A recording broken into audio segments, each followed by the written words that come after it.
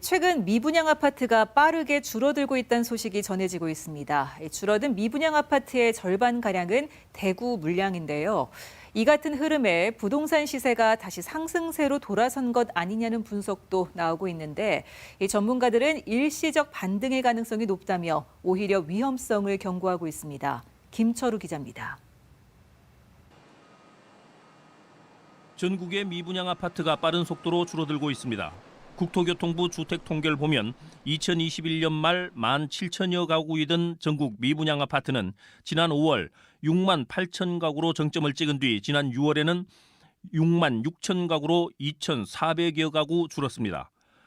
대구는 2021년 말 1,900여 가구에서 지난해 말 13,000여 가구로 정점을 찍은 뒤 줄어들기 시작해 지난 6월 11,000여 가구까지 줄었습니다.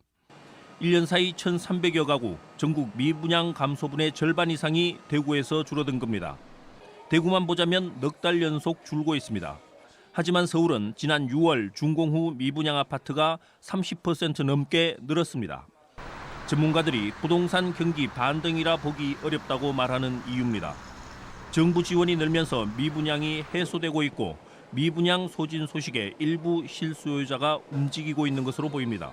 청년주택 대출이 그게 32조나 풀렸으니까 그게 뭐 2% 대출금리까지 다 나오니까 청년들이 그 대출을 이용해서 미분양 물건을 조금 소화시키는 경우도 있고 기존 주택은 거래가 거의 없거든요. 시거래가. 전세 가격이 여전히 내려가고 있거든요.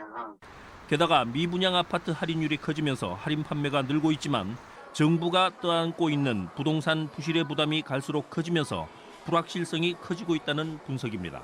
정부의 어떤 실수요자들에 대한 금리 인하 요건까지 가미되면서 그래서 거래가 일부 는 것이지 이 전체를 가지고 주택 경기 회복이다 이래 얘기하는 거는 진짜 무리가 좀 있는 거는 사실입니다.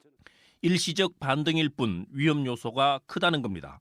PF 대출 있는 거를 결국은 정부가 재연장을 안 해주는 쪽으로 가닥을 잡으면 여기저기서 터지게 되고 그러면 그거는 또 바로 지역의 부동산 경기를 악화시킬 거예요. 부동산 업계 종사자들과 전문가들은 정부가 억지로 떠받치는 상황이 길어지면 시장에서의 자율적인 구조 조정이 늦어져서 내년 하반기쯤에는 다시 큰 폭으로 하락할 수도 있다고 경고하고 있습니다. MBC 뉴스 김철우입니다.